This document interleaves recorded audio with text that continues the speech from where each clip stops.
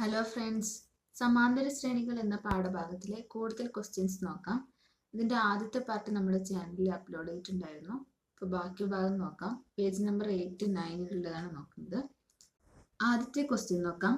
3 കൊണ്ട് ഹരിച്ചാൽ 1 ശിഷ്ടം വരുന്ന എണ്ണൽ സംഖ്യകളുടെയും 2 ശിഷ്ടം വരുന്ന എണ്ണൽ സംഖ്യകളുടെയും ശ്രേണികൾ എഴുതുക.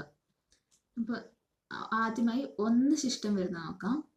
1, 4, 7, 10, 13, 16. 1ന്റെ ഗുണിതത്തോട് 1 കൂട്ടി എഴുതിയാൽ ആദ്യത്തെ ഇതിന്റെ ശ്രേണി കിട്ടും. അതായത് 1 ശിഷ്ടം വരുന്ന, 2 ശിഷ്ടം വരുന്നതിന് 3ന്റെ ഗുണിതത്തോട് 2 കൂട്ടി എഴുതിയാൽ മതി.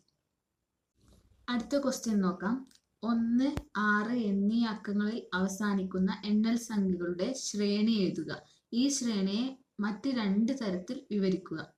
1, 6 എന്നീ അക്കങ്ങളിൽ അവസാനിക്കുന്ന ശ്രേണി എഴുതാം. 1, 6, 11, 16, 21 എന്നിങ്ങനെ പോകും. ഇതിനെ നമുക്ക് 2 തരത്തിൽ വിവരിക്കാനാണ് പറഞ്ഞിരിക്കുന്നത്. ഒന്ന് വളരെ ഈസിയാണ്. 5 വീതം കൂടി വരുന്ന ശ്രേണി. ഇതിന്റെ ഡിഫറൻസ് നോക്കിയാൽ കാണാം 5 ആണ്. ഇപ്പോൾ ഒരു രീതിയിൽ വിവരിക്കാൻ പറഞ്ഞാൽ നമുക്കറിയാം 5 വീതം കൂടി വരുന്ന ശ്രേണി.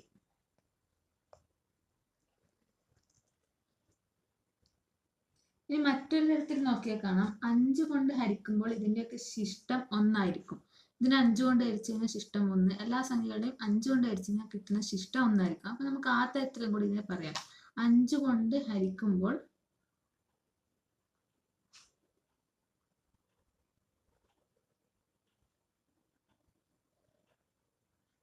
ഒന്ന് ശിഷ്ടം വരുന്ന ശ്രേണി.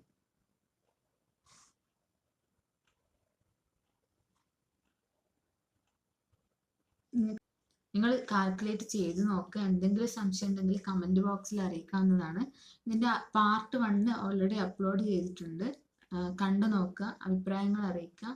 നിങ്ങൾക്ക് യൂസ്ഫുൾ ആണെന്ന് തോന്നുകയാണെങ്കിൽ സബ്സ്ക്രൈബ് ചെയ്യുക. Thank you.